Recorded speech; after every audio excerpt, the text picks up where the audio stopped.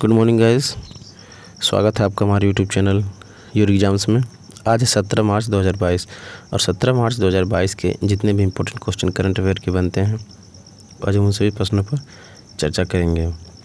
तो वीडियो के लास्ट तक बने रहिए और यदि आप हमारे यूट्यूब चैनल पर नए हैं कृपया से सब्सक्राइब करें और बेल आइकन को दबाना ना भूलें। आइए देखते हैं आज का पहला क्वेश्चन। भारत का पहला विश्व शांति केंद्र कहाँ स्थापित किया जा रहा है? भारत का पहला विश्व शांति केंद्र कहाँ स्थापित किया जा रहा है? तो आपका सही ऑप्शन है ऑप्शन नंबर ए, हरियाणा। शांति के राजदूत प्रख्यात जैनाचार्य डॉक्टर लोकेश जी द्वारा स्थापित अहिंसा विश्व भारती संगठन हरियाणा के गुरुग्राम में भारत का पहला विश्व शांति केंद्र स्थापित करेगा। वर्ल्ड पीस सेंटर विश्व शांति केंद्र। वर्ल्ड पीस सेंटर व्यक्तित्व निर्माण का एक प्रमुख विश्व स्तरीय केंद्र होगा, जहां विभिन्न आयाम जैसे यहाँ युवाओं का व्यक्तित्व विकास, महिला सशक्तिकरण और ध्यान, योग, भारतीय संस्कृति और जैन जीवन शैली आधारित वैज्ञानिक कार्यक्रमों के माध्यम से बच्चों में संस्कार विकास भी किया जाएगा। देखते हैं नेक्स्ट क्वेश्चन। देश का पहला artificial intelligence and robotics technology park कहाँ लॉन्च किया गया है? देश का पहला artificial intelligence and robotics technology park कहाँ लॉन्च किया गया है? तो आपका सही ऑप्शन है ऑप्शन नंबर ए, कर्नाटक। देश का पहला artificial intelligence and robotics technology park Bengaluru, Karnataka में लॉन्च किया गया। इसे भारतीय विज्ञान संस्थान बेंगलुरु द्वारा स्थापित एक गैर लाभकारी फाउंडेशन द्वारा बढ़ावा दिया जा रहा है।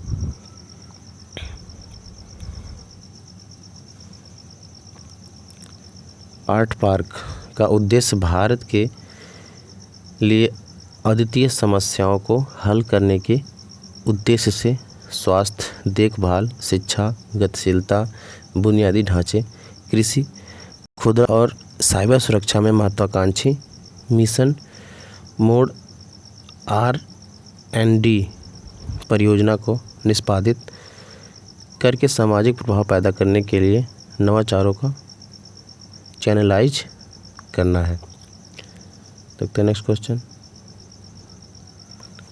कोल इंडिया की कौन सी सहायक कंपनी देश की सबसे बड़ी कोयला उत्पादक फर्म बन गई है? कोल इंडिया की कौन सी सहायक कंपनी? तो आपका सही ऑप्शन है option number A, Mahanadi coal fields. Mahanadi coal fields coal India की सहायक company Mahanadi coal fields limited ने घोषणा की है कि वह देश की सबसे बड़ी कोयला उत्पादक बन गई है। वित्तीय वर्ष 2021-22 में कंपनी ने बताया कि उसने 157 मिलियन टन कोयले का उत्पादन किया है। देखते हैं नेक्स्ट क्वेश्चन। भारत के किस राज्य में सबसे कम मातृ मृत्यु दर दर्ज किया गया? तो आपका सही ऑप्शन है ऑप्शन नंबर ए, केरल। जब मातृ एवं शिशु स्वास्थ्य की बात आती है तो केरल एक बार फिर से इस पर आ गया है, जिसमें राज्य ने देश में सबसे कम मातृ मृत्यु अनुपात 30 दर्ज किया है। नवीनतम आंकड़ों के अनुसार 2017-19 की अवधि के लिए भारत का मातृ मृत्यु अनुपात सुधरकर 103 हो गया है। दूसरे नंबर पर तेलंगाना, ठीक, और तीसरे नंबर पर महाराष्ट्र है। देखते हैं नेक्स्ट क्वेश्चन। किस देश ने रूस के सबसे पसंदीदा राष्ट्र मोस्ट फेवर्ड नेशन MFN व्यापार की स्थिति को रद्द करने की घोषणा की है? आपका सही ऑप्शन है ऑप्शन नंबर ए, अमेरिका। अमेरिकी राष्ट्रपति जो बाइडेन ने घोषणा की कि संयुक्त राज्य अमेरिका G7, यूरोपीय संघ और नाटो के साथ साथ रूस के सबसे पसंदीदा राष्ट्र व्यापार की स्थिति को रद्द कर देगा। अमेरिका में मोस्ट फेवर्ड नेशन का दर्जा अस्थायी सामान्य व्यापार संबंधी PNTR के रूप में भी जाना जाता है। नोट: केवल उत्तर कोरिया और क्यूबा को ही अमेरिका से सबसे पसंदीदा राष्ट्र का दर्जा प्राप्त नहीं है।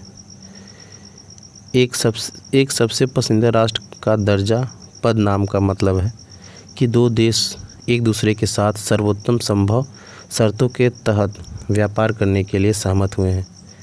कम टैरिफ, व्यापार के लिए कम बाधाएं और उच्चतम संभव आयात की अनुमति है। इस कदम का मुख्य उद्देश्य यूक्रेन पर आक्रमण के लिए रूसी सरकार को दंडित करना है। देखते हैं नेक्स्ट क्वेश्चन। राष्ट्रीय टीकाकरण दिवस कब मनाया जाता है? तो आपका सही ऑप्शन है ऑप्शन नंबर सी, 16 मार्च। भारत में राष्ट्रीय टीकाकरण दिवस पूरे देश में टीकाकरण के महत्व को बताने के लिए हर साल 16 मार्च को मनाया जाता है। राष्ट्रीय टीकाकरण दिवस नेशनल वैक्सीनेशन डे को नेशनल इम्यूनाइजेशन डे के रूप में भी जाना जाता है। राष्ट्रीय टीकाकरण दिवस सबसे पहले 1995 में मनाया गया था। 1995 में भारत ने पल्स पोलियो कार्यक्रम शुरू किया और ओरल पोलियो वैक्सीन की पहली खुराक दी गई। राष्ट्रीय टीकाकरण दिवस या नेशनल इम्यूनाइजेशन डे 2022 का विषय यानी theme vaccine work for all है। अंतर्राष्ट्रीय गणित दिवस 14 मार्च को मनाया जाता है। 10 मार्च को अंतर्राष्ट्रीय महिला न्यायाधीश दिवस मनाया जाता है। देखते हैं नेक्स्ट क्वेश्चन। हाल ही में भारतीय कवि राजनयिक अभय के की कौन सी कविता साहित्य अकादमी द्वारा प्रकाशित की गई है? आपका सही ऑप्शन है ऑप्शन नंबर ए, मानसून। साहित्य अकादमी ने अपनी 68वीं वर्षगांठ के अवसर पर भारतीय कवि राजनयिक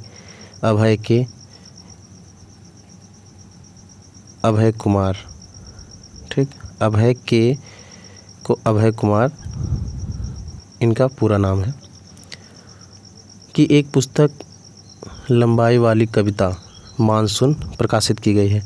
अभय कुमार की पहली कविता सोल सॉन्ग है, सोल सॉन्ग है, जो इनके द्वारा लिखी गई पुस्तक है रिवर वैली से सिलिकॉन वैली, जो 2007 में लिखे थे। उस पुस्तक में ये इनकी पहली कविता है सोल सॉन्ग। 2013 में अभय ने अर्थ एंथम पृथ्वी के लिए गान के रूप में अर्थ गीत अर्थ एंथम जारी किया था। साहित्य अकादमी के बारे में जानते हैं। साहित्य अकादमी की स्थापना 12 मार्च 1954 को हुई थी। इसका लोगो स्वयं सत्यजीत रे ने डिजाइन किया था और पंडित जवाहरलाल नेहरू इसके पहले अध्यक्ष थे। अकादमी द्वारा प्रकाशित पहली पुस्तक 1956 में D.D. कोशाम्बी द्वारा भगवान बुद्ध थी। यह मराठी से हिंदी में अनुवादित था। देखते हैं नेक्स्ट क्वेश्चन। हाल ही में सुश्री कुमुदबेन जोशी का निधन हो गया। वह किस राज्य की पूर्व राज्यपाल थी? तो आपका सही ऑप्शन है ऑप्शन नंबर ए, आंध्र प्रदेश। आंध्र प्रदेश के पूर्व राज्यपाल कुमुदबेन मणिशंकर जोशी, इनका पूरा नाम है कुमुदबेन मणिशंकर जोशी का निधन हो गया है। वह 88 वर्ष की थी। सुश्री जोशी ने 26 नवंबर 1985 से 7 फरवरी 1990 तक आंध्र प्रदेश की राज्यपाल के रूप में कार्य किया। वह शारदा मुखर्जी के बाद राज्य की दूसरी महिला राज्यपाल थीं। देखते हैं नेक्स्ट क्वेश्चन। भारत का पहला डिजिटल वाटर बैंक किस राज्य में लॉन्च किया गया? तो आपका सही ऑप्शन है ऑप्शन नंबर ए, बेंगलुरु। भारत का पहला digital water bank aquarium Bengaluru Karnataka में लॉन्च किया गया, जो बेहतर जल प्रबंधन के उद्देश्य से एक अभिनव पहल है। इसका गठन एक्वाक्राफ्ट ग्रुप वेंचर्स द्वारा किया गया है।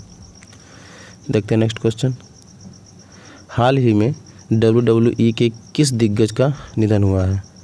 तो आपका सही ऑप्शन है option number A, Razor Ramon. 2 बार के WWE hall of famer Scott Hall, ठीक, स्कॉट हॉल जो कि WWE में रेजर रोमन के नाम से प्रसिद्ध है, का दिल का दौरा पड़ने से निधन हो गया। वह 63 वर्ष के थे। वर्ल्ड रेसलिंग फेडरेशन WWF, जो कि अब WWE के साथ उनका कार्यकाल 1992 में शुरू हुआ। WWE के साथ वह अपने रिंग में रेजर रेमन के नाम से प्रसिद्ध थे। वह 4 बार WWE इंटरकॉन्टिनेंटल चैम्पियन बने। वह 4 बार WWE इंटरकॉन्टिनेंटल चैम्पियन बने। देखते हैं नेक्स्ट क्वेश्चन। हाल ही में माई 11 सर्कल ऐप के ब्रांड एम्बेसडर किसे बनाया गया है? हाल ही में माई 11 सर्कल के जो ब्रांड एम्बेसडर हैं किसे बनाया गया है? तो आपका सही ऑप्शन है ऑप्शन नंबर सी, ए और बी दोनों, शुभमन गिल और ऋतुराज गायकवाड़।